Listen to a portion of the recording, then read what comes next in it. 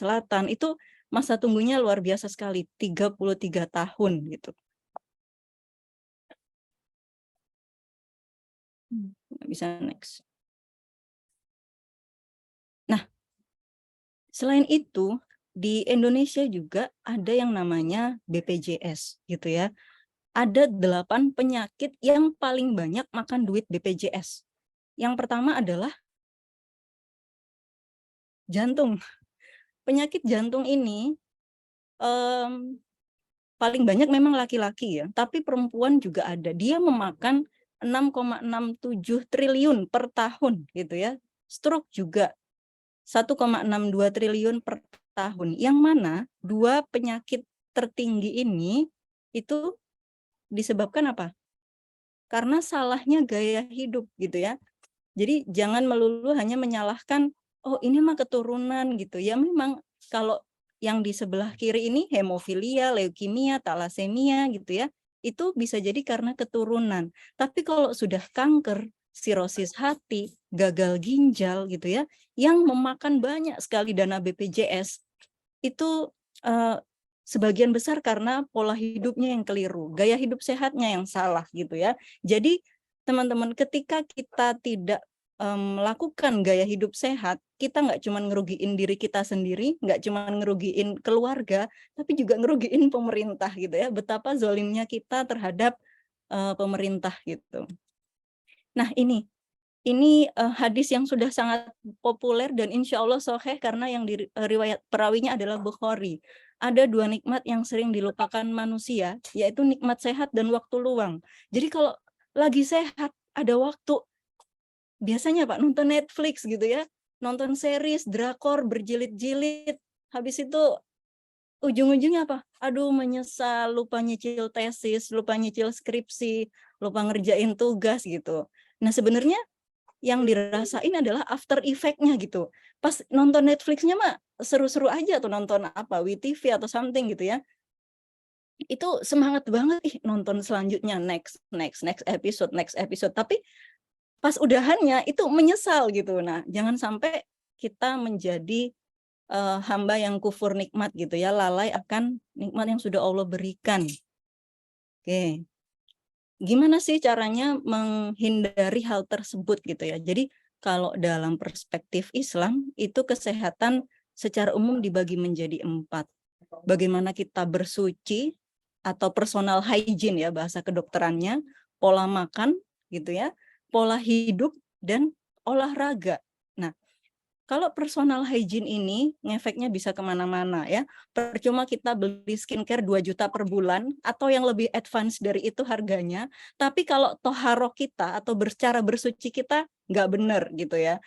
Mencuci tangan, berwudu, anjuran untuk menjaga kebersihan. Bahkan sampai ada hadis an-nadhafatu minal iman. Bahwa kebersihan adalah sebagian dari iman gitu. Sampai karena skincare yang terlalu mahal ini sampai banyak-banyak jokes ya. Ih, Masya Allah kulitmu bersinar banget gitu ya. Pakai apa sih? Cuman air wudhu kok gitu. Padahal ini antara nyindir atau memang beneran dia air wudhunya itu membuat dia glowing gitu ya. Kemudian selanjutnya adalah pola makan. Ya, ini bukan anjuran dokter ya, tapi suruhan Allah. Ya, maka hendaklah manusia itu memperhatikan makanannya. Surat Abasa ayat 24 gitu. Jadi kalau kita makannya nggak benar, maka yang kita rugikan bukan diri kita sendiri, tapi kita juga tidak mengindahkan perintah Allah gitu. Yang ketiga adalah pola hidup. Ya, pola hidup, ada orang yang senang begadang, ada orang yang saking pengennya produktif sampai dia nggak tidur, nggak merhatiin eh, kesehatannya gitu ya. Dari hadis riwayat Bukhari Muslim, bangun malam dan tidurlah, sebab pada badanmu itu ada hak gitu ya. Jadi kita boleh produktif tapi jangan sampai kita melalaikan waktu tidur kita, melalaikan istirahat kita. Kemudian olahraga. Nah, ini mukmin yang kuat itu lebih Allah cintai daripada mukmin yang lemah. Saya sendiri terus terang olahraganya masih kurang teratur gitu ya. Tapi diupayakan gitu, walaupun cuman hanya misalkan 10 atau 15 menit dalam sehari. Oke. Nah, sebetulnya dari sekian banyak penyakit-penyakit yang ditanggung oleh BPJS gitu ya, dari sekian banyak keluhan-keluhan mudi, kemudian lebih cepat ngantuk, terus badan rasa nggak enak, tubuh kita itu sudah memberi notifikasi gitu ya. Jadi jangan hanya notifikasi IG yang dilihat, tapi juga notifikasi di dalam tubuh. Misalnya apa? Bau mulut, ya, sariawan, kemudian lidah kelihatan putih. Itu adalah tubuh sudah ngasih tahu bahwa banyak bakteri atau jamur komensal yang ada di dalam mulut itu sudah mulai bereaksi, gitu ya. Kita mungkin lupa sikat gigi sebelum tidur gitu ya. Atau mungkin kita makan makanan yang manis terlalu sering. Nah, itu penyebab bau mulut. Yang kedua adalah nyeri head. Mungkin sebagian orang merasa nyeri head itu biasa, ya. Tapi sebenarnya ini adalah notifikasi dari tubuh yang mau bilang ke kita kalau diet kita itu keliru.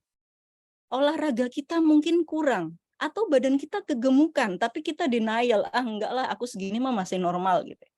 Ketiga adalah notifikasi yang diberikan oleh tubuh batuk pilek, ya. Batuk pilek itu memang sebagian besar adalah infeksi virus ya, influenza. Tapi untuk batuknya sendiri itu bisa kita cegah supaya tidak terpicu dengan mengurangi makanan-makanan yang manis ya, atau mungkin kita lalai lupa nggak pakai masker di saat berada di tempat umum gitu ya. Kemudian keputihan, keputihan ini mungkin masih sering kita alami, tapi memang ada yang fisiologis atau normal, ada yang dia udah nggak normal gitu ya. Ini bisa jadi terjadi karena kita kurang olahraga atau menjaga daerah kewanitaannya juga kurang. Ini mohon maaf ya, secara kesehatan bukannya jorok atau gimana. Ketika berada di rumah gitu ya, sebaiknya jangan gunakan pakaian dalam yang terlalu ketat gitu ya, kecuali memang kita berada di luar rumah. Itulah kenapa dalam Islam disarankan perempuan itu menggunakan rok gitu ya, atau gamis gitu, atau misalkan tidak suka pakai gamis, pakai rok dengan tunik gitu. Jadi memang untuk menjaga kelembapan daerah kewanitaan agar tidak mudah terjadi keputihan gitu. Oke. Nah, dari ratusan tahun yang lalu ya, Bapak kedokteran Hippocrates tuh udah bilang all disease begins in the gut gitu. Dia bilang seperti itu. Jadi apa yang kita makan, penyakit-penyakit yang kita rasakan itu mulainya dari makanan. Tapi ada ribuan tahun sebelum Hippocrates ini ngomong kayak gini ya, Rasul tuh udah bilang, tidaklah anak Adam memenuhi wadah yang lebih buruk dari perut. Cukup baginya beberapa suapan yang menegakkan tulang punggungnya. Apabila dia tidak mampu, maka sepertiga untuk makanannya, sepertiga untuk minumnya, dan sepertiga untuk nafasnya. Hadis riwayat Tirmizi gitu ya. Jadi Rasul udah jauh-jauh hari mengingatkan bahwa perut itu adalah wadah yang buruk gitu ya. Kenapa buruk?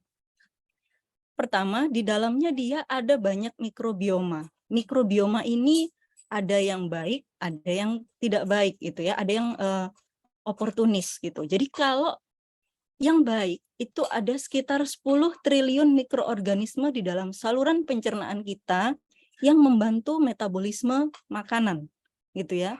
Mereka bisa hidup tanpa kita. Mereka ini bisa hidup di mana aja. Tapi kita sulit hidup tanpa mereka. Nah, si mikrobioma ini keinginannya banyak ya. Dia ingin sesuatu yang memang cocok untuk dia. Jadi ketika kita salah makan gitu ya, ketika kita makanannya itu nggak sehat, maka yang terjadi adalah mikrobioma, 10 triliun mikrobioma dalam saluran pencernaan kita itu akan protes. Protesnya bagaimana? Ada banyak penyakit yang bisa terjadi. Yang pertama adalah ketika ada perubahan diet gitu ya, maka susunan mikrobioma itu akan berubah sehingga terjadi inflamasi atau peradangan. Pertama, mohon maaf, perut akan terasa mules. Lalu selanjutnya apa? Mohon maaf, kalau buang angin gitu ya atau kentut itu terasa bau gitu. Nah, Kalau lebih lama lagi terjadi secara kronis, lebih konsumsinya tidak diatur, maka yang terjadi apa? Metabolic disorder, obesitas ya, diabetes tipe 2, penyakit-penyakit infeksi, terus penyakit gastrointestinal, sampai pun kanker, peradangan usus ya. Dan yang mungkin ini jarang adalah mental health, gangguan kesehatan mental, bahkan sampai terjadi Alzheimer dan autisme gitu pada anak-anak. Nah, kondisi-kondisi seperti ini ternyata juga bisa disebabkan oleh makanan gitu ya. Nah, itulah kenapa Allah itu memerintahkan kita untuk makan halalan thayyiban gitu ya, halal dan baik. Jadi kalau banyak orang, ini saya sebut merek ya, mohon maaf, minuman kekinian yang sampai setiap ada ruko kosong tuh ada dia gitu ya. Itu mereka protes, oh belum halal gitu ya. Padahal kenapa nggak halalan thayyib gitu ya? Karena yang kita kejar jangan hanya cuman halalnya aja nih, tapi thayyibnya juga. Dan apakah minuman yang manis-manis itu thayyib untuk dikonsumsi setiap hari kan gitu ya. Dan nggak cuman itu di surat Al-Maidah ayat 88, tapi juga ada Al-Baqarah ayat 168. Wahai manusia, makanlah dari makanan yang halal dan baik yang terdapat di bumi. Oke, maka makanlah di An-Nahl ayat 114 juga sama. Halal lagi baik dari rezeki yang telah diberikan Allah kepadamu dan syukuri nikmat Allah jika kamu hanya menyembah kepadanya. Nah, pertanyaannya kita masih sering bingung, apa itu halal, apa itu thayyib. Halal itu dari mulai zatnya. Jadi nggak mengandung babi atau ekstraknya atau gelatinnya, semuanya, cara memperolehnya. Ini makanan halal gitu ya, nasi goreng halal, tapi kita belinya pakai uang yang nggak halal. Nah itu juga akhirnya menjadi tidak halal. Cara mengolahnya, ini makanan udah bener nih ya, sayur mayur segala macam. Tapi ternyata kita mau bikin salad bumbu mayonesnya itu diolahnya tidak dengan cara yang halal, maka otomatis menjadi tidak halal juga.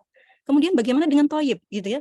Thayyib itu ketika sudah aman nih, insya Allah halal nih, maka kita harus pastikan dia aman, baik, dan tidak menimbulkan masalah jika dikonsumsi, baik itu jangka panjang maupun jangka pendek, dan dapat bermanfaat bagi tubuh gitu ya. Kalau thayyib itu kita arahnya ke sana. Nah, sekarang ini lagi gencar ya orang aware dengan gizi, orang aware dengan pemenuhan nutrisi yang seimbang gitu ya. Jadi kalau keluarga atau seorang wanita yang sadar gizi ya, itu dia cermat memilih informasi terkait gizi yang beredar, cermat membaca label pada makanan produk kemasan.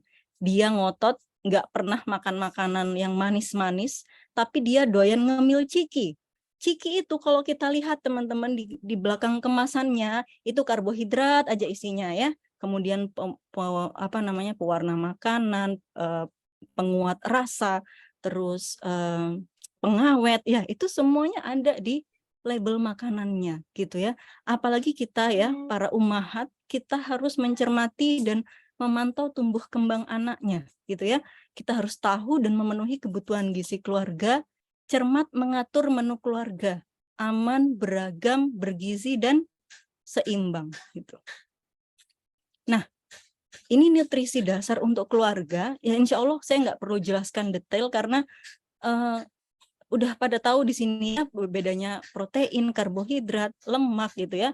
Yang paling penting ketika ummahat ini atau yang belum menikah juga, ketika sedang menstruasi, ketika akan menstruasi, kemudian ingin merencanakan kehamilan, jangan sampai tinggalkan folat, zat besi dan vitamin gitu ya. Ini adalah nutrisi dasar banget untuk keluarga. Dan ketika kita sakit gitu ya, yang sering disalah kaprah adalah misalnya kita menjenguk orang sakit, kita seringnya bawa apa?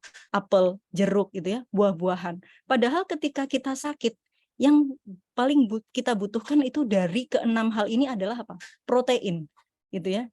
Jadi kalau misalkan ada orang sakit, ketika dia masih boleh makan apa saja gitu ya, bawain aja steak gitu ya, bawain aja ikan dori, karena memang dia lebih butuh itu ya. dia lebih butuh itu. Karena apa? Antibodi itu dibentuk dari protein, bukan dari buah dan sayur.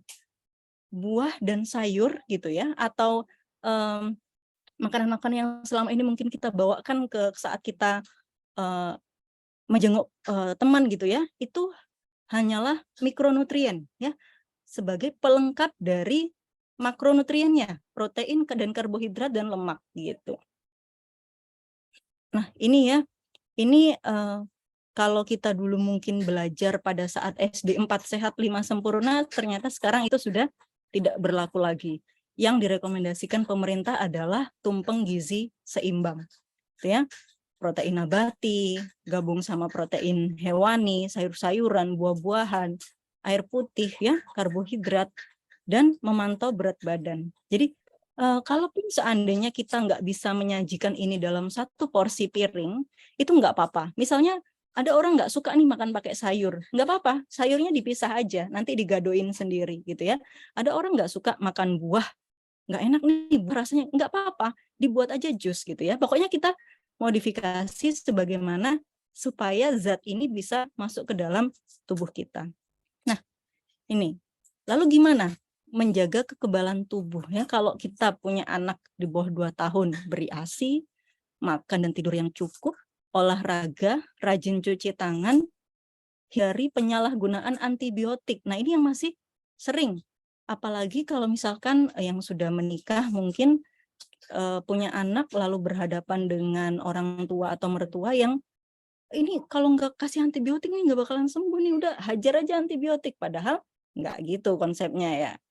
Oke, selanjutnya adalah jauhi dari asap rokok ya teman-teman. Betapa banyak sekarang anak-anak kecil-kecil ya, balita masuk rumah sakit, sesak napas, ada retraksi dada, kemudian dia demam. Karena apa? Karena ayahnya merokok gitu ya. Ini menyedihkan sekali. Jadi harus kita hindari paparan asap rokok. Nah, tadi salah satunya adalah tidur. Bagaimana sih jam tidur kita yang benar gitu ya? Kalau di sini kan kita usianya sudah di atas 12 tahun ya. Maka yang kita butuhkan adalah sekitar 6-8 jam. Ini nggak harus full di tidur malam gitu ya. Ini bisa kita bagi. Misalkan 1 jam tidur siang, 7 jam tidur malam gitu, itu nggak masalah. Nah, selanjutnya bagaimana dengan olahraga dan aktivitas fisik? Aktivitas fisik untuk kita yang mungkin setelah jadi alumni gitu ya, lulus dari sekolah, kemudian hanya kemudian di rumah masih mencari pekerjaan atau mengasuh anak. Nah, aktivitas fisik kita itu sebetulnya banyak sekali ya. Kalau ibu rumah tangga gitu ya, yang dengan ART dan tanpa ART itu kalori yang dikeluarkan itu beda. Ada sebuah penelitian yang menyatakan bahwa ibu rumah tangga tanpa ART itu tergolong aktivitas fisik berat. Ibu rumah tangga yang dengan ART itu aktivitas fisik sedang gitu ya. Tapi ibu bekerja itu malah aktivitas fisik ringan. Nah, ini sebuah hasil riset yang ternyata kalau anak zaman sekarang bilangnya membagongkan ya. Kan orang taunya di rumah ya, dia ngapain sih di rumah? Ternyata di rumah itu banyak sekali yang dikerjain. Bahkan dari kita bangun tidur sampai kita tidur lagi tuh kerjaan rumah bahkan nggak kelar-kelar. Tapi ketika kita mengimbanginya dengan olahraga gitu ya, itu juga bisa menjaga imunitas kita. Jadi bagaimana yang direkomendasikan olahraga yang baik itu? Pertama dari durasi. Kalau WHO sendiri merekomendasikan 300 menit per minggu atau 45-60 menit per hari gitu ya. Kemudian frekuensinya, durasinya 30-45 menit setiap hari gitu ya, atau kalaupun kita sukanya yang olahraga berat gitu ya, itu bisa 5 kali seminggu. Kalau e-sport Mobile Legends termasuk aktivitas fisik nggak? Itu makanya saya bingung. Ini di mana ngeluarin kalorinya gitu ya. Makanya kok dia sampai dimasukkan cabang olahraga gitu. Tapi ya sudahlah. Kalau menurut saya itu dia tidak masuk dalam olahraga gitu ya. Kemudian yang harus diperhatikan ketika olahraga adalah konsistensi gitu ya. Olahraga yang dilakukan secara rutin itu lebih ampuh meningkatkan sistem imun ketimbang olahraga yang sekali-kali. Jenis olahraganya juga, kalau misalkan kita udah emak-emak gitu, aerobik aja gitu ya, jalan, lari, jogging, sepeda, berenang gitu ya, yang nggak terlalu memacu aktivitas jantungnya. Kemudian kalau intensitasnya gitu ya, itu sih justru disarankan dari yang olahraga sedang ke berat jika memang tidak ada kontraindikasi gitu ya. Nah, kalau secara tibun nabawi itu, ini tadi kita bicara dari WHO, sekarang kita bicara dari tibun nabawi. Ada 3 pilar kesehatan. Yang pertama yaitu al-himyah. Al-himyah itu memberi tubuh asupan, melakukan aktivitas yang baik, makanan yang baik gitu ya, dan yang paling cocok untuk tubuh manusia, halal dan thayyib gitu ya. Yang kedua adalah ad-dawa. Ad-dawa ini dia menjaga diri dengan pantangan-pantangan gitu ya. Misalkan saya sendiri tuh punya ayah keturunan penyakit jantung. Kakek saya juga punya diabetes. Jadi kita sudah tahu nih makanan yang harus kita pantang tuh apa saja, aktivitas yang buruk untuk kita apa saja, asupannya yang nggak cocok sama tubuh apa saja. Selanjutnya adalah istifrah gitu ya. Dia mengeluarkan hal atau asupan buruk jika terlanjur masuk ke dalam tubuh. Tujuannya apa? Detoksifikasi.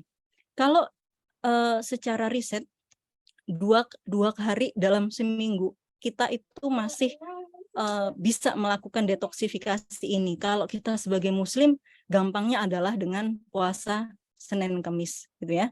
Kita melakukan istifroh. Nah, ini kalau pengobatan yang Rasul sarankan biasanya adalah ruqyah, bekam, mengkonsumsi habatus sauda, madu, minyak zaitun, dan bersiwak. Nah, kalau untuk ruqyah dan bekam, ini sebagai seorang dokter, sebetulnya kami belum boleh merekomendasikan ya. Tapi kalau habatus sauda, madu, minyak zaitun, dan bersiwak, itu sudah ada uji klinisnya gitu ya, udah dilakukan penelitiannya, sehingga boleh untuk seorang dokter merekomendasikan penggunaan ini. Nah, ini adalah beberapa masalah kesehatan pada wanita. Sebetulnya banyak ya, sebetulnya banyak, apalagi kalau kesehatan pada ibu hamil, ibu melahirkan, resiko-resiko kematiannya itu banyak sekali. Tapi yang paling ada 4 yang paling sering ya, PCOS, endometriosis, kista ovarium, dan mioma uteri ya. Dan penyakit-penyakit ini yang membuat, mohon maaf, menjadi sulit hamil gitu ya. Karena apa? Kondisi-kondisi seperti ini yang paling sering berobat ke dokter untuk program kehamilan gitu. Nah, pertama yaitu PCOS gitu ya. Apa sih PCOS itu? Banyak ya sebenarnya kajian-kajian mengenai PCOS gitu ya. Jadi dia adalah polycystic ovarian syndrome. Kalau penyebabnya sampai sekarang tuh terus terang belum pasti apa sih yang nyebabin PCOS ini, tapi banyak sekali dugaan ya atau hipotesis yang dibuat oleh para peneliti, yaitu karena kelebihan hormon insulin. Kalau teman-teman ingat hormon insulin itu apa? Dia adalah hormon yang menurunkan kadar gula dalam darah. Jadi kadar insulin yang berlebihan itu bisa menyebabkan peningkatan produksi dari hormon androgen ya, hormon untuk kesuburan gitu ya. Dia bisa menurunkan sensitivitas tubuh terhadap insulin. Jadi kalau orang-orang yang punya bakat untuk menjadi diabetes, maka dia juga rentan menderita polycystic ovarian syndrome. Ya, bisa juga karena faktor genetik. Neneknya atau ibunya pernah menderita PCOS, maka kita juga rentan. Apa sih gejalanya gitu ya? Biasanya muncul itu waktu awal-awal masa pubertas, itu udah mulai kelihatan. Ketika menstruasi gitu ya, itu kayak agak nyeri gitu, tapi masih dibiarin aja. Terus ada gangguan, siklusnya menjadi tidak teratur, yang harusnya tiap bulan itu dapat gitu ya, tapi ini dalam 1 tahun hanya 8-9 kali menstruasi. Ini sudah mulai ada tanda-tanda gangguan siklusnya gitu ya. Namanya juga kistik. Jadi di dalam ovariumnya atau di dalam rahimnya itu banyak kista-kista yang kecil-kecil gitu ya. Nanti akan berbeda dengan kista ovarium gitu. Nanti pembahasannya berbeda. Kalau sudah terlanjur terjadi seperti ini ya, kita harus periksa gitu ya. Kapan kita mesti ke dokter? Kalau kita sudah ngerasa nih 2 tahun berturut-turut kok mens kita nggak teratur gitu ya. Kondisi seperti ini kita perlu periksa. Periksanya kemana? Ke dokter spesialis kandungan untuk dilakukan USG. Kenapa PCOS ini bikin susah hamil gitu ya? Karena apa? Dia si sel telur yang ada di dalam rahim itu tidak bisa dilepaskan. Istilahnya adalah ovulasi gitu ya. Jadi tidak akan terjadi pembuahan gitu. Kemudian apa yang bisa kita lakukan? Perubahan gaya hidup. Sebenarnya mungkin kalau ada beberapa orang yang nggak puas dengan jawaban satu dokter, lalu dia akan pergi ke dokter lain untuk masalah PCOS ini, dan mengira bahwa dokter memakai jawaban template gitu ya. Jadi seolah-olah kok dokter ini sama dokter ini nyaraninnya sama gitu, disuruh olahraga gitu ya, disuruh diet rendah kalori, disuruh nurunin berat badan. Karena memang apa? Dugaan terkuat dari penyebab PCOS ini adalah tadi tidak sensitifnya si hormon insulin, yang mana itu bisa ditingkatkan sensitivitasnya dengan olahraga dan perubahan gaya hidupnya gitu ya, pola makannya. Lalu biasanya dokter kalau udah terlanjur seperti ini akan memberikan obat-obatan yang mirip dengan pil KB gitu ya. Jadi dia berdasarkan siklus seorang wanita. Kemudian komplikasinya apa? Dia kalau udah terlanjur gitu ya, banyak sekali komplikasinya. Jadi nggak cuman gangguan menstruasi, tapi apa? Gangguan tidur. Kalau malam-malam suka apa namanya nggak bisa tidur, insomnia, gangguan makan gitu ya. Kayaknya kok saya baru makan sedikit tapi udah kenyang gitu. Gangguan cemas, depresi, baperan gitu ya. Kemudian moodnya juga terganggu. Kalau seandainya dia bisa hamil tapi ternyata apa? Keguguran atau bayinya lahir prematur. Itu semua adalah komplikasi dari si PCOS ini. Gitu ya. Cara mencegahnya yaitu tadi, rajin berolahraga dan makan makanan yang bergizi seimbang. Selanjutnya adalah endometriosis ya. Ini kalau endometriosis itu dia apa ya? Endometrium atau lapisan di dinding rahimnya itu dia tumbuh melebihi ukuran rahimnya gitu. Jadi kalau bahasa dokter biasa bilangnya dinding rahimnya menebal. Nah, ini penyebabnya juga belum bisa diketahui secara pasti. Tapi dia ketika dia menstruasi, gejala yang paling sering itu sakit ya. Sudah minum segala pereda nyeri sampai Mevinal apa segala macam, itu rasanya seperti kolik ya. Dia bahkan saking nyeri headnya itu bisa pingsan gitu ya, karena endometriosis ini. Gimana ngobatinnya? Biasanya pereda nyeri.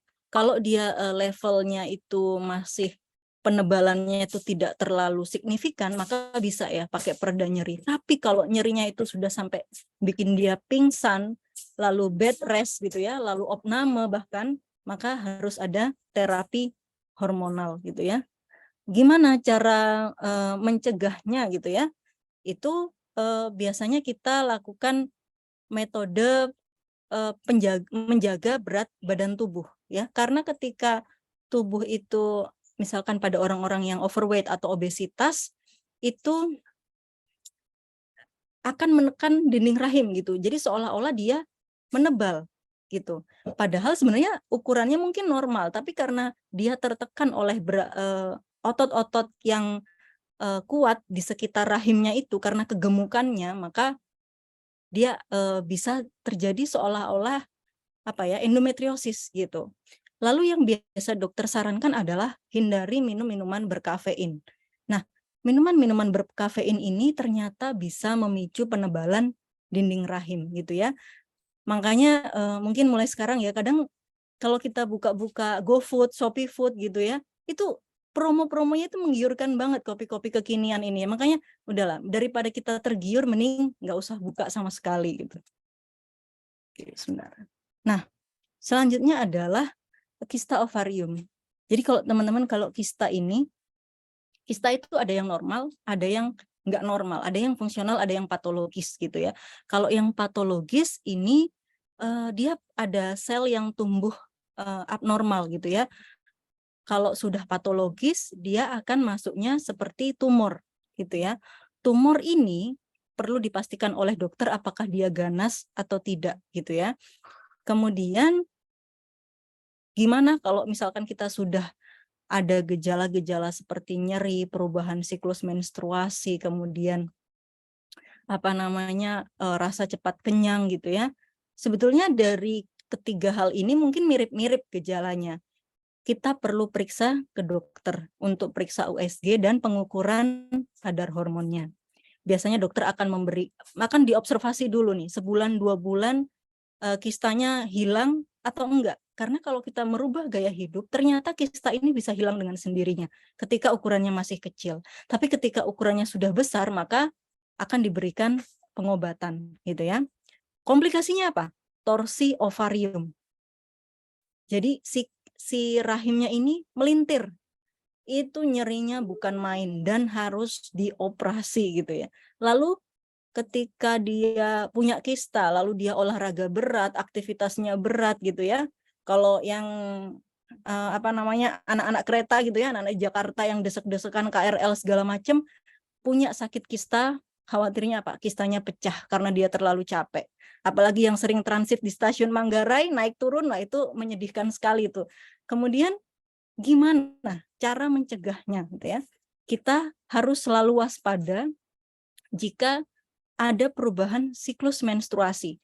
Kalau kita menstruasi kan biasanya kurang lebih 7 hari. Ketika dia mundur atau maju 3 hari, itu nggak masalah. Tapi ketika dia udah mundur atau majunya seminggu, itu harus kita waspada gitu ya. Apalagi kalau itu terjadi 3 bulan berturut-turut gitu ya. Langsung periksa aja ke dokter gitu, supaya tenang juga. Kemudian selanjutnya adalah mioma uteri. Kalau ini faktor resikonya biasanya usia di atas 40 tahun. Mungkin teteh-teteh di sini belum usianya ke arah sana, jadi semoga nggak ada ini ya. Jadi kalau mioma uteri itu ototnya, otot di sekitar rahimnya yang dia menebal gitu. Penyebabnya juga masih belum diketahui. Gejalanya apa? Menstruasinya banyak. Menstruasi itu bisa sampai 2 minggu. Coba bayangkan, kita aja yang sudah menstruasi 5 hari itu misalnya udah langsung pengen berhenti, pengen sholat, pengen cepat-cepat mandi wajib segala macam ya. Ini 2 minggu. Dan itu beberapa orang merasa sakit. Saking banyaknya darah yang keluar, akhirnya apa? Anemia karena kekurangan darah. Diagnosisnya apa? Biasanya dengan USG. Atau kalau dari USG ternyata tidak terdeteksi, maka bisa dokter akan menyarankan MRI gitu ya. Jadi semacam prosedur radiologi yang lebih tinggi gitu. Lalu bagaimana sih mengobatinya? Biasanya dokter akan memberikan beberapa obat gitu ya, obat-obatan hormonal, dan yang lebih penting adalah mencegah supaya di bulan berikutnya si mioma uterinya ini tidak membesar dan tidak mengeluarkan menstruasi yang terlalu banyak. Biasanya dokter akan memberikan sama sih obatnya seperti obat hormonal yang semacam pil KB gitu ya. Atau kalaupun seandainya dia ini sudah sama sekali nggak bisa tertolong, yang paling utama adalah dilakukan prosedur operasi ya. Ya, itu saja mungkin dari saya. Mungkin kita masuk ke sesi tanya jawab saja ya, Teh Jasmine. Iya, Semoga bermanfaat.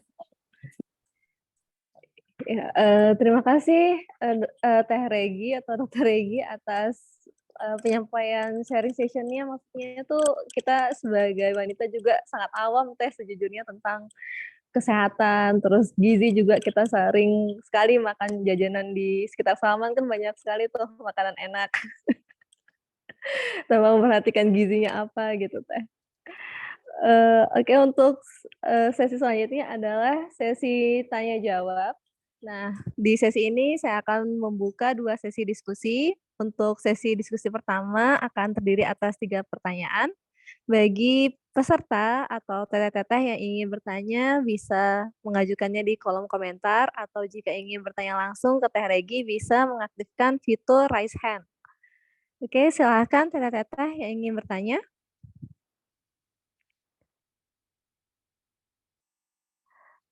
Oke, saya mendapatkan di kolom komentar dari Teh Novi.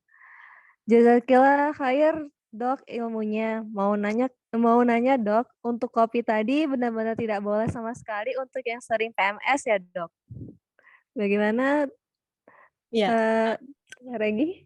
oke. Kalau misalkan kita bilang tidak boleh sama sekali gitu ya, itu malah dia jadi ketakutan gitu ya. Jadi padahal ini makanan kesukaan dia gitu. Sebenarnya kalau misalkan mau kopi gitu ya, itu mungkin kita perhatikan intensitasnya aja. Jangan kita udah catat nih kapan biasanya menstruasi dan kapan selesai menstruasi. 1 minggu sebelum menstruasi sampai 1 minggu setelah menstruasi, baiknya jangan sama sekali minum gitu ya. Sekali-kali kalau misalkan masih pengen cheating gitu ya, maksudnya kita curang sama diri kita sendiri, tapi bolehlah kalau sekali-kali. Yang penting jangan terlalu sering gitu. Seminggu sekali lah ya, seminggu sekali. Jangan tiap hari. Oke, Teh Regi, berarti sebulan sekali dong, Teh? Karena Iya, kalau sebelum kayak sama gitu, setelahnya nggak betul. boleh. Sebulan sekali ya, Teh, berarti ya? Bulan sekali ya. Jatuhnya jadi sebulan sekali. Segelas ya, Teh? Segelas dong. Nanti kalau sebulan sekali tapi sekalinya itu 3 gelas ya sama. Iya, nggak boleh begadang jadinya nih sebagai wanita. Betul, betul, betul. Oh, nggak bisa Oke, tidur. terima kasih. Bentar, Eka, Teh Eka bisa aktifkan mikrofonnya dan videonya. Oh, Teh Syifa Ya, ya, silakan Teh. iya. Syukuran Teh Jasmine dan Dr. Regi atas materinya ini sangat-sangat sangat bermanfaat banget ya untuk para ahli di sini, terutama saya juga gitu. Jadi pertanyaan saya ini agak spesifik ke ini ya dok ya. Tadi kan mengenai menstruasi yang tidak lancar ya, karena ternyata indikasi-indikasi penyakit-penyakit itu berawal dari situ gitu. Nah, kapan sih kita harus mulai misalnya kalau misalnya ada tiba-tiba ada siklus yang nggak lancar gitu misalnya eh contohnya saya aja gitu dok ya. Kebetulan pas waktu Ramadan itu awal dan akhir gitu, terus kemudian yang bulan bulan ini misalnya agak panjang gitu, itu nggak tahu juga penyebabnya apa, misalnya apakah karena stres, tapi kayaknya enggak juga gitu. Nah, kapan sih kita harus misalnya mulai berkonsultasi ke dokter gitu untuk ya untuk pencegahan-pencegahan yang dikhawatirkan ada apa-apa gitu dok. Itu mungkin Baik, dokter. terima kasih Teh Eka. Jadi kapan gitu ya kita perlu waspada dan harus memeriksakannya ke dokter gitu ya. Jadi kalaupun seandainya kita ada gangguan siklus menstruasi, kalau kita menstruasinya itu maju atau mundur 3 hari itu nggak masalah. Terutama kalau misalkan Ramadan gitu ya, dapatnya di awal dan di akhir. Nah itu bisa jadi bisa mungkin terjadi ya, karena maju 3 hari gitu, jadinya nggak dapat awal dan akhirnya. Tapi kalau seandainya kondisi itu berlangsung selama 3 bulan berturut-turut, nah itu kita perlu periksa ke dokter. Tapi kalau misalkan baru sebulan nih, terus kemudian 6 bulan, 7 bulan normal gitu ya, maju 3 hari, mundur 3 hari, itu nggak masalah. Tapi kalau gangguan siklusnya itu terjadi 3 bulan berturut-turut gitu ya, itu harus segera kita periksakan gitu ya. Apalagi kalau misalnya kita punya secara genetik ada keturunan nih, tante kita agak mengalami hal yang serupa gitu. Oke dokter, terima kasih. Sebetulnya banyak ya pertanyaannya, tapi bolehlah buat teteh-teteh yang lain biar Oke, kebagian semua. siap. Ya, ya terima kasih Teh Siva. Selanjutnya ada pertanyaan Teh dari anonim. Eh, Bagaimana jika terjadi gangguan menstruasi karena tidak keseimbangan hormon ya dok? Dulu pernah periksa ke dokter dan diberi obat dan bisa menstruasi tiap bulan seperti obat KB. Namun jika tidak diminum, obat menstruasinya sangat jarang, bahkan tidak terjadi sama sekali. Apakah ada cara ya dok untuk menyeimbangkan hormon menstruasinya selain obat-obatan? Terima kasih. Udah. Iya, Hmm. kalau misalkan sudah seperti itu ya, memang dokter akan memberikan obat semacam pil KB gitu untuk menormalkan kembali siklusnya. Karena yang namanya hormonal itu sifatnya ada feedback negatif dan feedback positif. Jadi ketika dia berlebihan, maka tubuh normalnya akan mengurangi. Ketika dia kekurangan, maka tubuh akan mengkompensasi dengan menaikkan kadarnya. Tapi ketika sistem kompensasi yang tubuhnya itu nggak berjalan, entah karena itu dia punya penyakit bawaan atau memang ada gangguan siklus, itu biasanya dokter akan memantau dulu, mengobservasi. Dia akan berikan obat, apakah obat ini akan bekerja atau tidak gitu ya. Karena kalau misalkan dia bekerja, maka insya Allah setelah itu akan normal. Tapi ada beberapa pasien yang walaupun sudah konsumsi obat, tetap gitu ya, siklusnya nggak normal-normal gitu. Gangguan hormonnya juga normal. Maka kalau dia kekurangan, maka ditambahkan pil yang mengandung hormonnya atau biasa kita sebut HRT, hormone replacement therapy. Tapi kalau kita ingin berusaha tanpa obat gitu ya, sebaiknya tetap konsultasi dengan dokter dulu. Apa yang dokter sarankan? Misalnya makanan apa? Contohnya makanan yang mengandung zat besi. Ketika siklus menstruasinya itu berlebihan, kemudian nggak selesai-selesai, khawatirnya apa kan anemia gitu ya. Jadi dokter akan menyarankan mungkin makanan-makanan yang mengandung zat besi yang tinggi gitu. Jadi boleh kan ya, bisa sebenarnya tanpa obat kalau memang dari pasiennya itu sendiri menginginkan hal tersebut, tapi tetap harus konsultasi ke dokter. Makanan apa yang dianjurkan gitu. Kalau ya terima kasih Dokter Regi. Kalau olahraga gitu Teh gimana? Maksudnya Kenapa? apakah selain dari makanan bisa dari olahraga juga gitu Teh untuk menstabilkan siklus? Hormonnya. Iya untuk Ya. menstabilkan hormon bisa nggak Teh kalau dari olahraga? Kalau dari olahraga itu bisa secara teori ya, karena kan apa? Olahraga itu dia menurunkan resistensi insulin. Nah, resistensi insulin ini yang biasanya mengakibatkan gangguan hormon itu, gitu. Jadi olahraga itu bisa, cuman memang efeknya nggak langsung. Kalau makanan itu efeknya bisa langsung, gitu. Oh, iya iya. Ya, terima kasih Dokter Regi. Iya, sama-sama. Iya, pengetahuan baru banget nih Teh. Sebenarnya udah ada 3 pertanyaan tapi kita lanjut aja ya Teh ya. Iya, Banyak yang nggak nanya apa-apa. Teh. Ada pertanyaan dari Dita.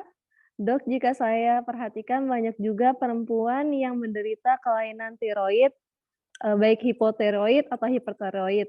Kira-kira seberapa besar pengaruh kelainan tiroid ini terhadap kesuburan? Apa saja faktor penyebab? Saya putus-putus nggak? Iya, Oh iya. kalau misalkan tiroid itu kan sebenarnya dia kelenjar ya. Kelenjar ini dia memang punya punya dampak juga terhadap kondisi hormonal tubuh. Tapi kalau misalkan orang dengan benjolan di tiroid atau misalkan ada tumor, tapi ketika dia tidak mempengaruhi hormonnya, maka si kesuburan ini juga tidak ada efeknya gitu. Dia tetap bisa hamil, tetap bisa melahirkan. Saya juga ada teman yang ada benjolan di tiroidnya sudah 10 tahun, tapi dia sekarang punya anak 3 gitu. Tapi kalau seandainya gangguan tiroidnya itu terlalu masif gitu ya, terlalu berat, hipernya itu terlalu tinggi atau hiponya itu juga terlalu rendah, ini biasanya bisa mengganggu kesuburan gitu ya.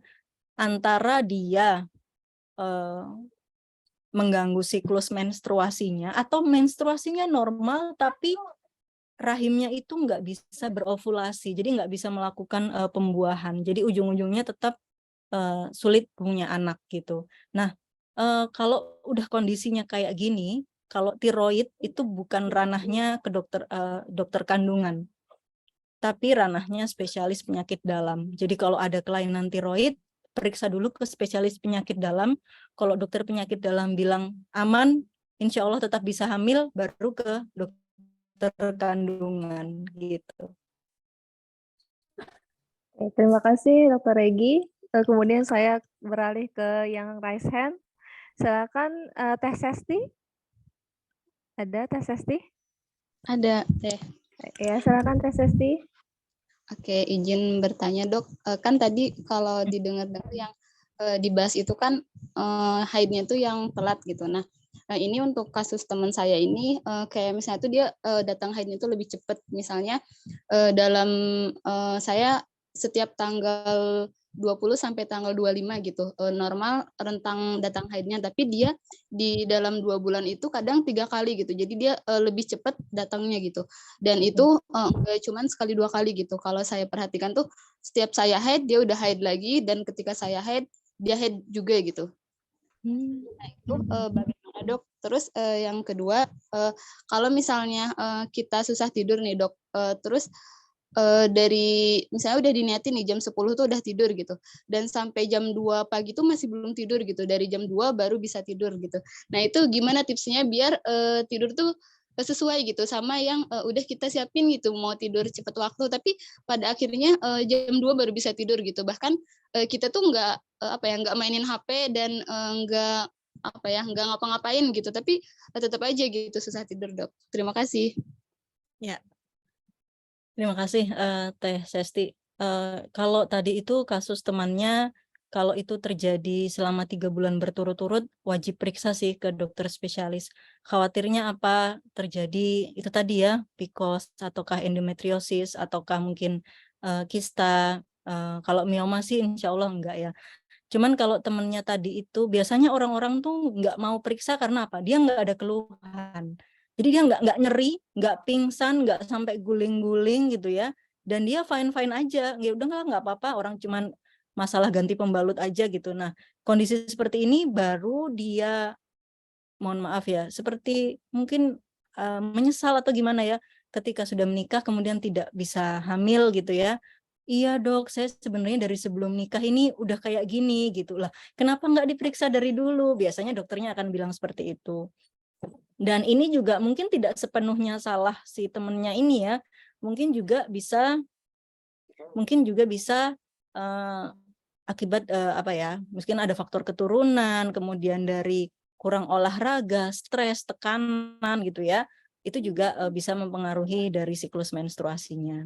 Selanjutnya mengenai sulit tidur. Nah, ini pengalaman saya juga ya. Saya juga dulu pernah gitu ya, sulit tidur. Tapi kalau saya itu lebih ke arah gini.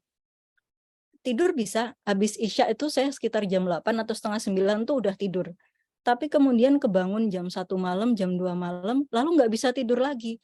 Sampai subuh dan paginya malah ngantuk. Nah, biasanya itu kalau misalkan udah sulit seperti itu, ini ya, ibarat bahasanya itu kayak muhasabah gitu ya, kayak introspeksi diri apa nih. Mungkin kalau susah memulai tidur, sepanjang hari ini mungkin saya kurang capek atau terlalu capek gitu ya. Kalau seandainya kurang capek, biasanya ba'da Isya itu olahraga kecil-kecilan. Boleh kok, nggak harus olahraga yang berat. Kayak misalkan kita nonton aja di YouTube, kita ikutin gerakan yang ada di sana. Biasanya sih judulnya 7-minute workout gitu ya. Jadi ada olahraga kecil-kecilan yang untuk merelaksasikan otot-otot tubuh gitu, biar ketika tidur pules.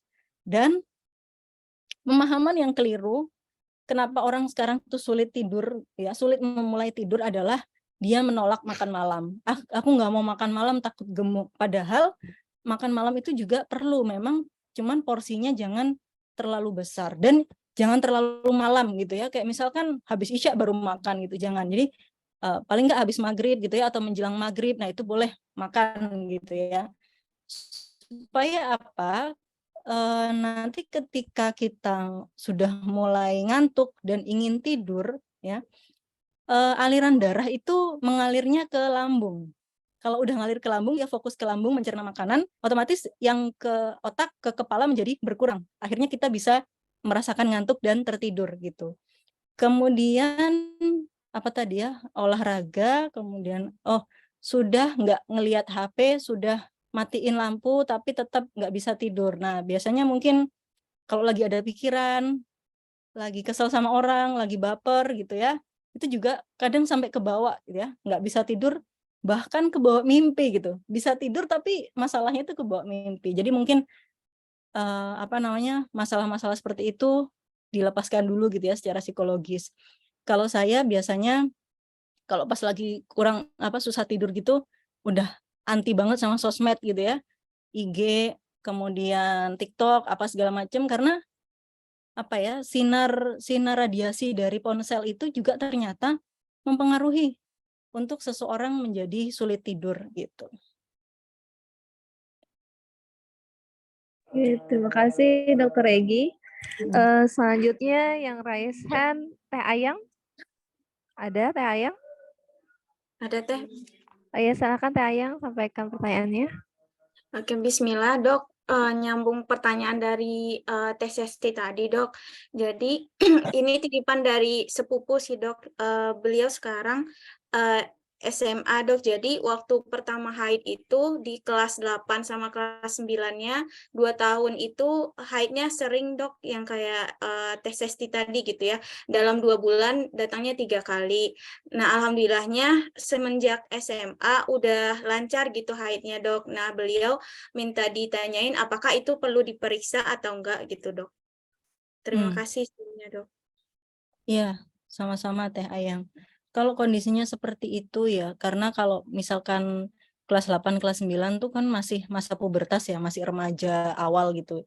Itu ketika dia nggak normal, penyebabnya bisa banyak, karena memang tadi masalah pubertas atau dari makanan gitu ya.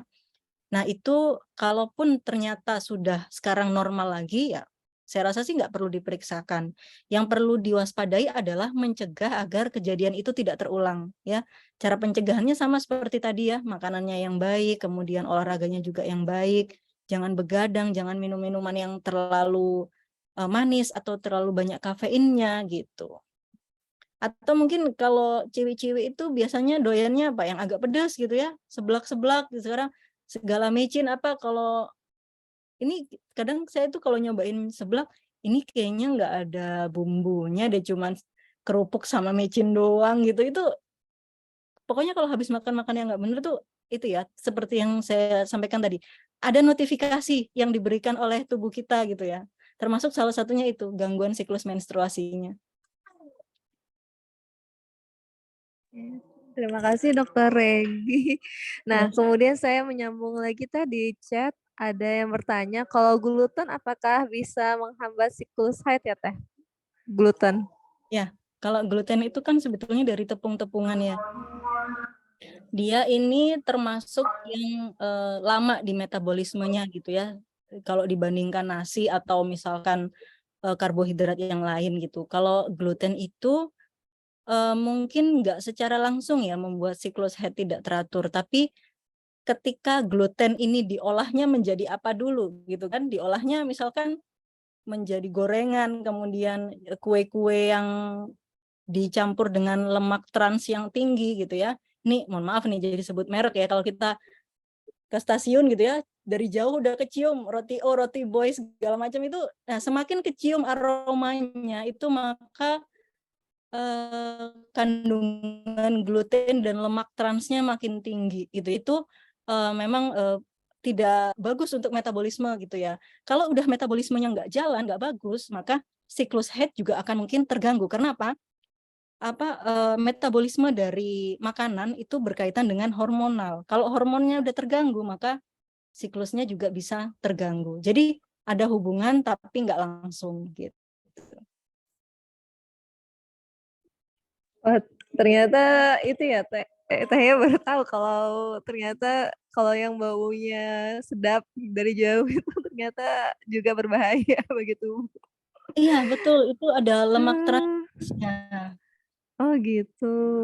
Iya, sate yang gurih-gurih itu juga Teh. Memang enak gitu ya, memang enak sih. Iya. Terus saya lanjutkan Teh, ada yang bertanya dari Teh Yasni.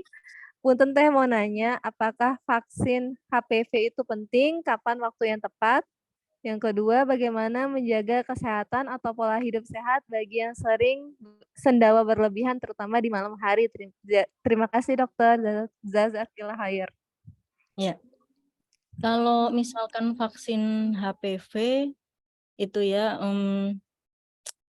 HPV itu kalau dulu itu dia penting kalau sudah menikah, gitu ya. Karena kan virusnya itu dibawa atau ditularkan melalui hubungan seksual. Tapi ternyata trennya belakangan ini adalah ketika seorang perempuan itu ditanya, sudah nikah atau belum? Jawabannya belum. Akhirnya apa? Dia dicoret dari daftar yang wajib vaksin HPV.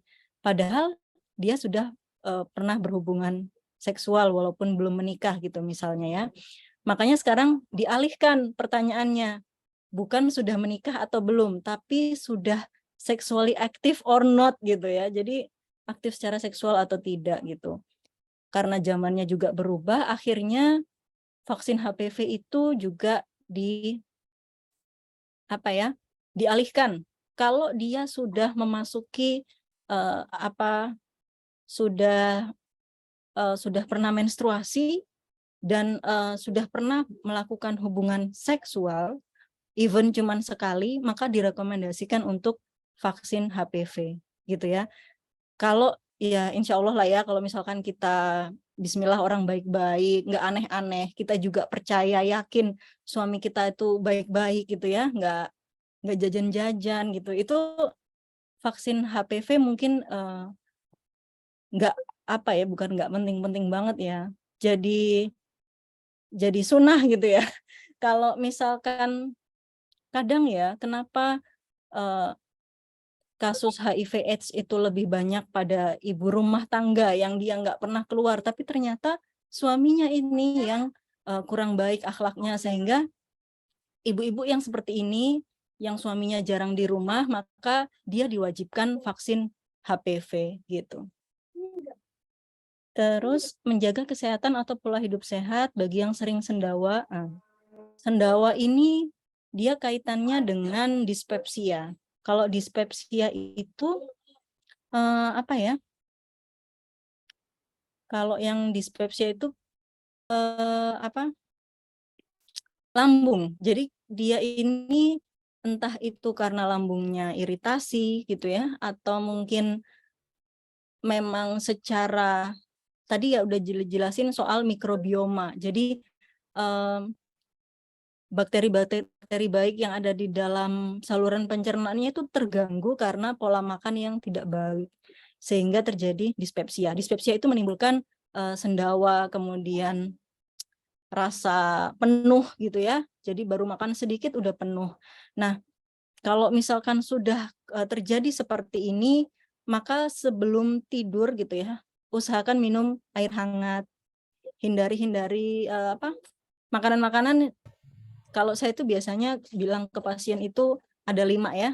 Kopi, makanan yang terlalu kuat rasanya, terlambat makan atau terlalu berlebihan makan, dan makanan yang mengandung pengawet, pemanis buatan atau penguat rasa gitu. Oke, terima kasih dokter. Selanjutnya saya akan persilakan Teh Intan yang sudah raise hand dari tadi. Silakan Teh Intan. Iya, suara saya kedengeran nggak ya? Iya, kedengaran Teh. Jelas ya. Terima kasih waktunya dok.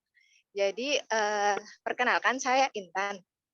kemarin saya pernah cek ke dokter ya, karena kalau misalnya haid itu kadang sering sakit gitu, walaupun mungkin tidak setiap dapat gitu ya. Nah, ketika sudah dicek ke dokter, ternyata dokter bilangnya itu tidak ada masalah gitu. Jadi istilahnya hanya di hormon saja. Nah, kira-kira itu kalau misalnya hormon penyebabnya itu karena pola hidup kah atau apa ya, makanan yang dikonsumsi atau gimana gitu. Tapi kalau misalnya dilihat dari berat badan, saya masuknya masih berat badan ideal sih sebenarnya. Gitu, Dok. Terima kasih sebelumnya. Ya. Baik, kalaupun sudah diperiksa ya berarti kan alhamdulillah kita sudah yakin bahwa tidak ada gangguan di rahimnya gitu ya, berarti gangguannya ada di hormon. Kalau gangguan hormonal itu bisa jadi penyebabnya secara medis atau secara psikologis. Kalau secara psikologis misalkan stres gitu ya, stresnya ini mungkin kita menolak atau denial atau enggak lah cuman masalah gini aja, tapi ternyata tubuhnya menolak stres itu gitu sehingga berdampak terhadap gangguan hormonal. Yang kedua yaitu secara medis. Kalau secara medis ini bisa jadi itu tadi ya, kurang olahraga, kemudian kalaupun ternyata berat badannya sudah ideal, berarti dari makanannya gitu. Perhatikan apakah sudah tepat apa yang dikonsumsi, apakah sudah bergizi seimbang atau ada hal-hal yang ternyata kita masih menuruti keinginan kita gitu ya, masih berlebihan dalam mengkonsumsi makanan tertentu gitu. Itu saja sih Teh.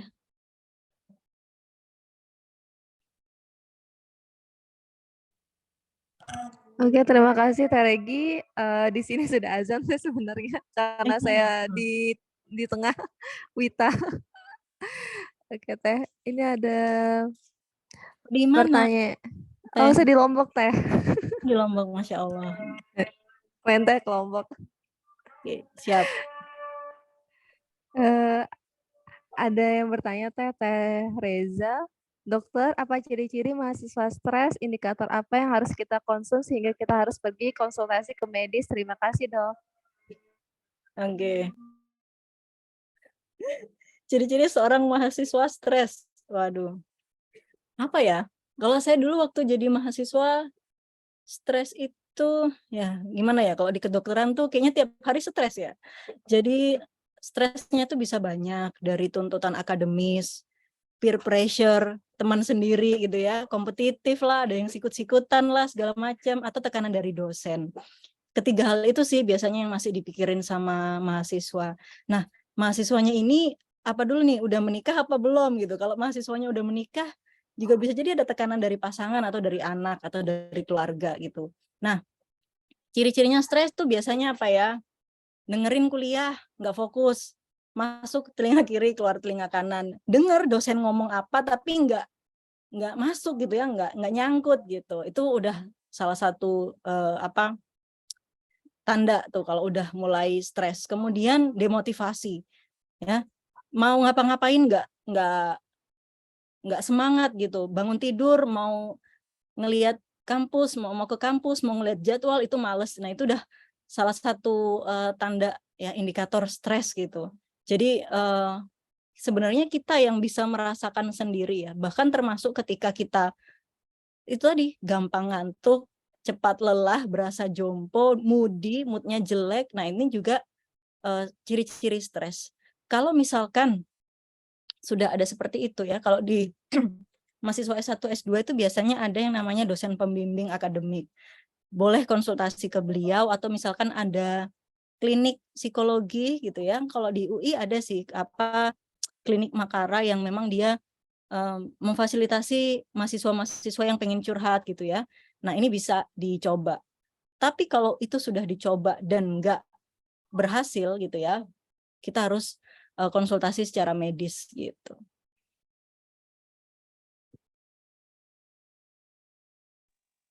Oke, terima kasih Dokter Regi. Sebenarnya banyak banget ya pertanyaan di chat yang belum saya bacakan satu-satu.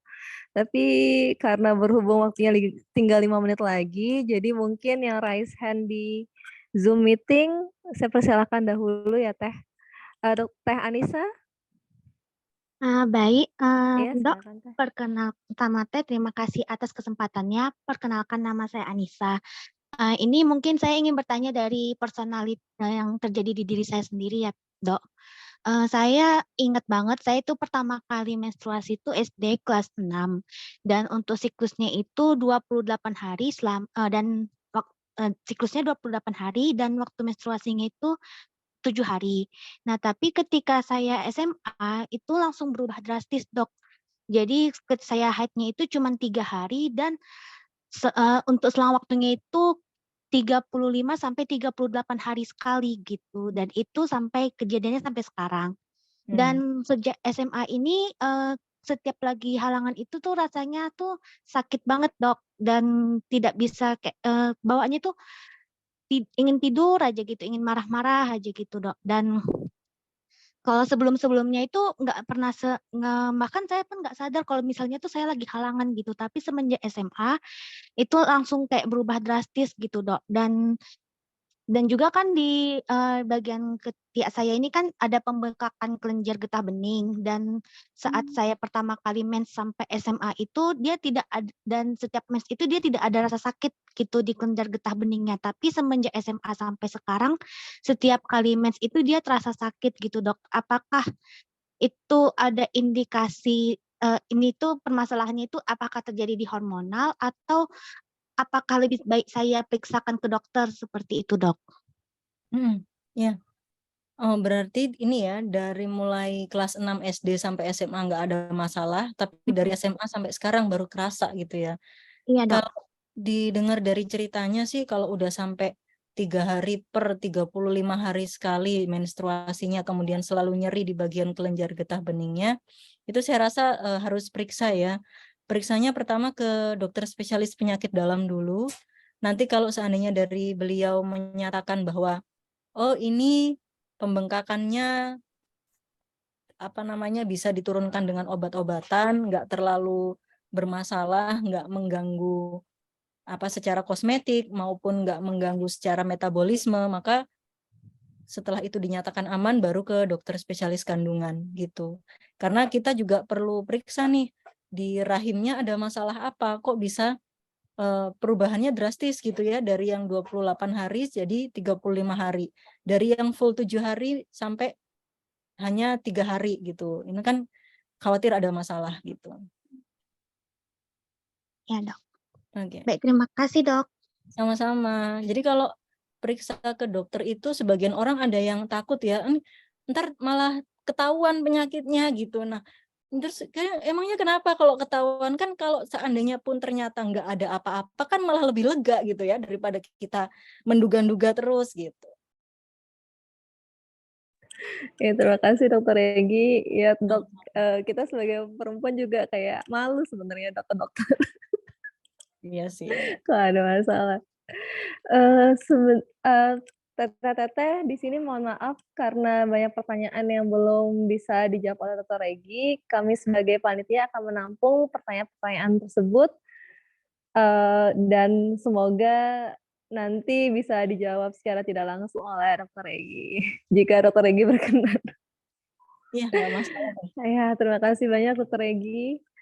Acara selanjutnya yaitu adalah closing statement dari Dokter Regi. Apa nih Dok, sepatah atau 2 patah kata yang bisa disampaikan ke kita semua? Ya, saya sebetulnya ini ya,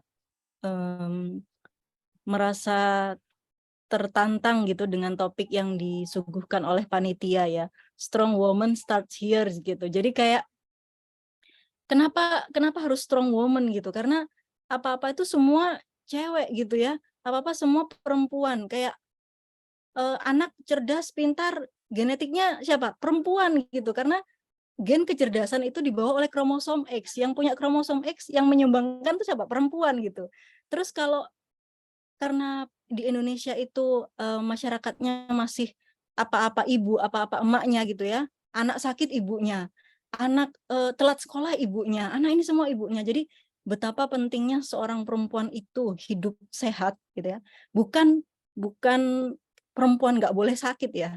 Perempuan harus sehat gitu. Jadi ketika dia sakit, dia harus berupaya untuk sehat. Karena apa? Tonggak peradaban umat gitu ya. Ini jauh aja ngomongnya jadinya. Tonggak peradaban umat itu memang adanya di perempuan. Yang melahirkan, menyusui, menstruasi itu tidak bisa digantikan oleh laki-laki. Yang lain semua bisa didelegasikan, tapi itu mencetak generasi-generasi unggul itu tugas kita. Itu saja Teh Jasmine.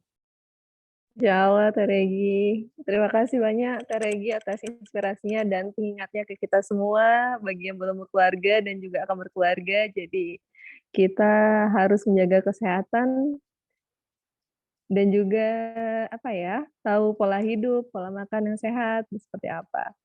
Oke, selanjutnya adalah acara ada pengumuman dari panitia. Silakan kepada Teh Suci atau Teh Tiwi untuk menyampaikan pengumuman. Oke, nanti pengumumannya akan disampaikan oleh Teh Novi. Apakah Teh Novi sudah ada di room? Sudah, Teh. Oke, silakan Teh Novi. Oke, baik. Bismillah. Assalamualaikum warahmatullahi wabarakatuh, teteh-teteh semua. Mungkin saya izin ini ya, memberikan sedikit pengumuman pada siang hari ini. Oke, nah setelah teteh-teteh ikut acara pada siang hari ini yang Masya Allah ya, banyak banget sangat ini ya, sangat insightful gitu ya buat kita sebagai perempuan. Nah, setelah ini juga akan ada agenda selanjutnya nih dari kita komunitas berkah produktif gitu. Nah ini buat teteh-teteh yang single maupun mau menikah dalam waktu dekat atau udah menikah. Nah acara ini sangat sangat tepat sekali untuk diikuti gitu ya. Acara kita ada bingkisan bincang kehidupan setelah pernikahan. Ini ada bentuknya webinar berseries. Nah ini akan ada 5 acara. Yang pertama ada Aku dan Rumah Pertamaku. Nah, ini akan diisi oleh Teh Aisyah Sadia pada tanggal 25 Juni 2023. Ini tentang bagaimana kehidupan rumah tangga pertama gitu ya.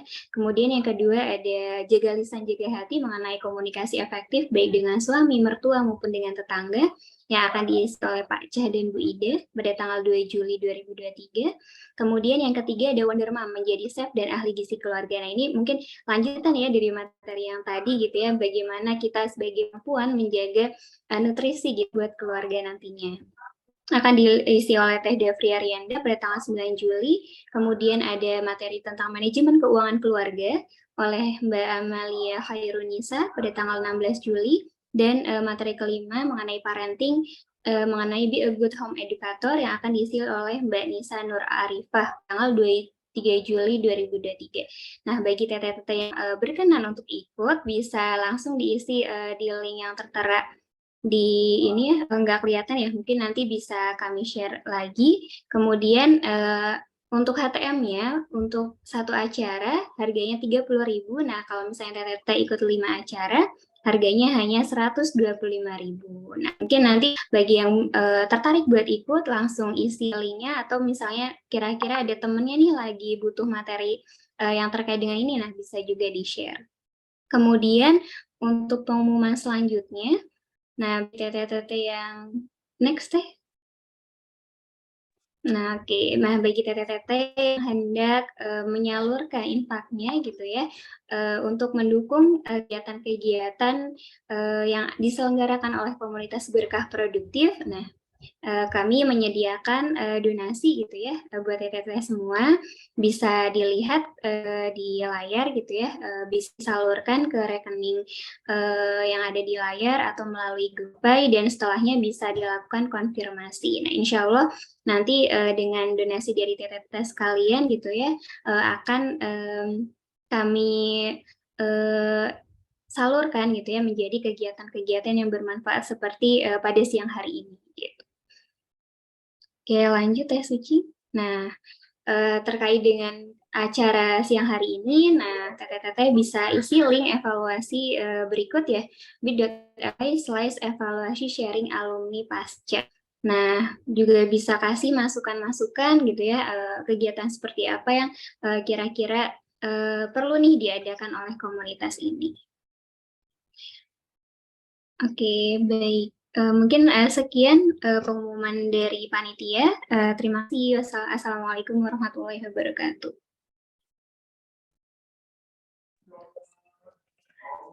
Terima kasih.